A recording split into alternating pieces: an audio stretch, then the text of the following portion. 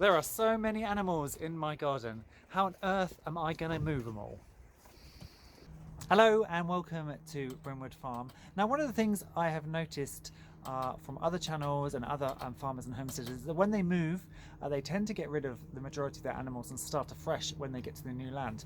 However, as you may have noticed over the past few years, we've been actually purposely building up our livestock here that we can take with us. But now we're almost there.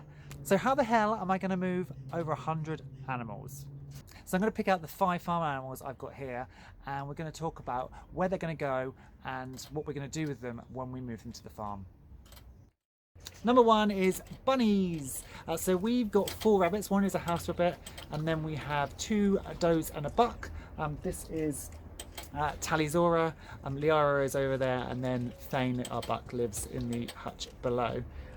Now these guys are probably one of the easiest for us to move because this is their accommodation, and although I do want to do a colony system eventually where you use this screw top buckets and you put them in the ground and it's kind of a more natural system for them, initially when we first move they can just go up in their hutches. I can put them into cat boxes or boxes to carry them up, but they can just go straight to the farm and straight into their hutches.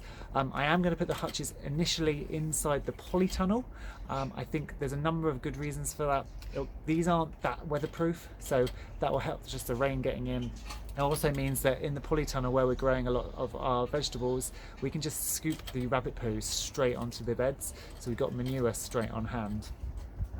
And it does mean, yeah, so we can keep them warm, we can keep them dry. We may have warm issues in the summer, it may get too hot, so we need to look at that because we don't want to overheat the bunnies. Are you chewing the side of that door? The other thing we do need to think about is vaccinations.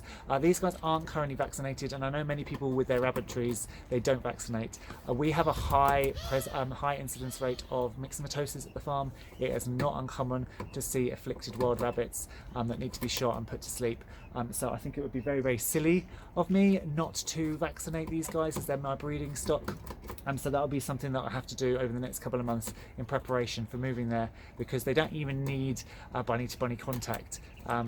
The viruses can actually spread through biting flies as well, so we'll get that done. But bunnies are probably one of the easiest things for us to move.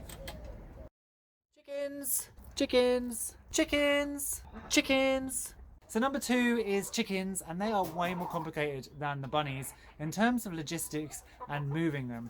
So I only actually have 1 coop here, which probably only accommodates about 2 or 3 fully sized hens. The rest of them are in 2 sheds, which I am not moving. So it means that we have got to do a lot of prep work for 35-ish chickens and before we can move, because we can't move them into our rented property. They need to go straight to the farm, which means we need to have their home set up for them. Now I'm using a couple of different methods for my chickens. The first is part of the mob grazing scheme, so I'm going to be using cattle and sheep in a mob grazing scheme, and I'm going to have a chicken tractor that follows the mob through the pasture and breaks up all of the poo, eats any fly maggots and things like that, and also helps turn over the sod. I'm going to be using my older hens for that. I'm not very good when it comes to efficiency, and I don't like to cull my older hens just because they've stopped laying. So basically my chicken tractor is going to be my retirees who get to go up to the pasture, spend their days scratching in the grass, eating bugs, and laying the occasional egg for me. But I also need more flock space because my rare breeds, like my Ixworth and my Bantams, like my Barber Danvers and things, I'm going to be breeding for hatching eggs, chicks, and pullets, and so they need to be in separate accommodation. And I probably need 3 or 4 sort of smaller chicken tractors with runs attached for them, and then also my silky colour lines. I want to start breeding those again as well, so again I'm going to need more. So all in all I need 1 big chicken tractor, and then I need at least 4, 5 or 6 smaller chicken tractors with runs. So logistically getting all that done before we move is a bit of a nightmare. We will get there of course, and then also moving them, because we're going to have to put all of these hens into boxes and cages and things and throw them all in the car. So that is going to be a manic journey. So number 3 is these gorgeous pheasants. Now this guy is a Reeves cock pheasant, and he's just been moved inside because he caught his toe in some mesh. So we brought him into the dry so we can treat him. Now pheasants, as you may know, we're going to have an ornamental pheasant tree. and we're going to breed different varieties of pheasants for smallholders and homesteaders and people that have aviaries. They are very much not like chickens. You cannot have a coop and then let them free range in the day and then come back to it. They will just fly away. They won't come back. They're still ultimately pretty wild creatures. So we need to build aviaries for them. We've just got Reeves pheasants, and we've got 2 hens and 3 males. So we're going to need 3 aviaries built ahead of time to keep them in. We will luckily be able to put those in the area that we've cleared out for the ornamental pheasantry. And the other really good thing about pheasants is, as I mentioned, they don't like humans. In fact, they probably do better without us around.